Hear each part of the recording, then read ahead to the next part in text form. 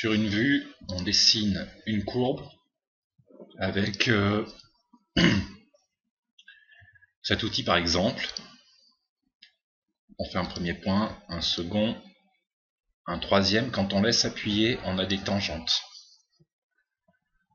Si on voulait que ce point devienne un point avec des tangentes, il faut cliquer sur la ligne, aller dans Contrôle Vertex, sélectionner le point, puis avec Shift et un clic droit, on va par exemple dans Bézier ou Bézier Corner.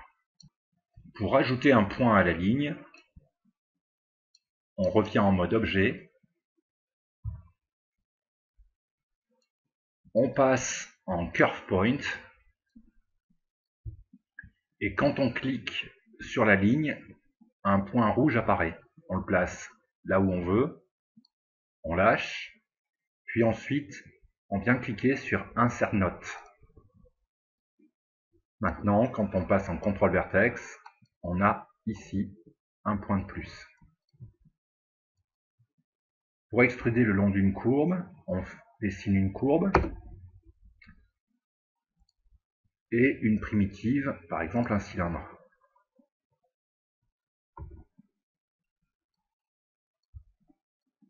On enlève ensuite les faces inutiles du cylindre avec Supprime. On repasse en Object Mode. On centre le point de pivot.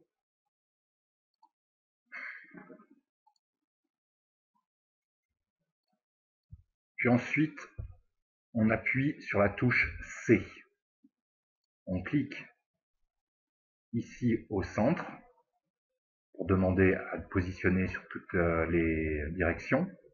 On vient sur la courbe.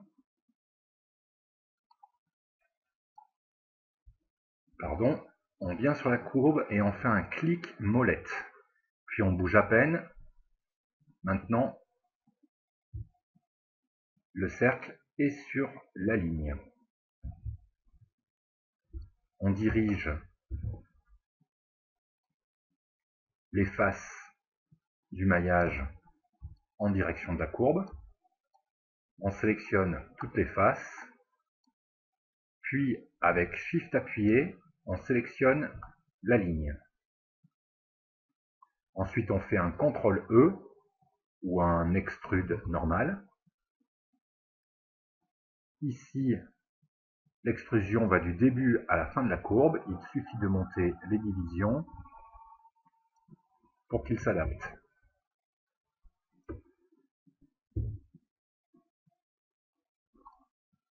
Il est à noter que si vous sélectionnez maintenant la courbe,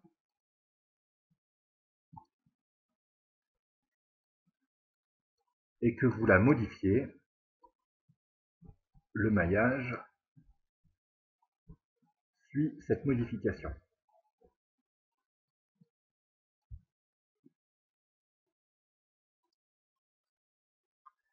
On crée une première curve.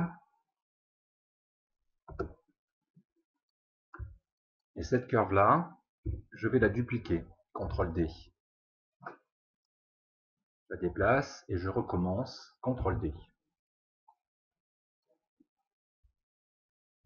J'ai donc 3 curves indépendantes les unes des autres. Je prends la première avec Shift, la seconde, puis la troisième. Je vais dans Surface, le Loft.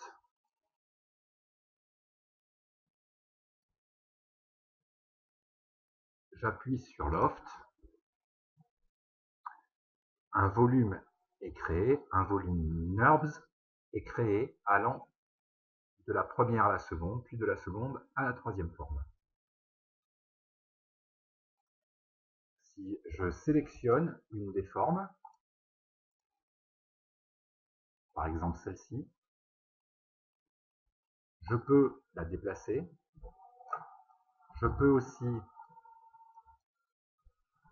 la déformer. Je peux également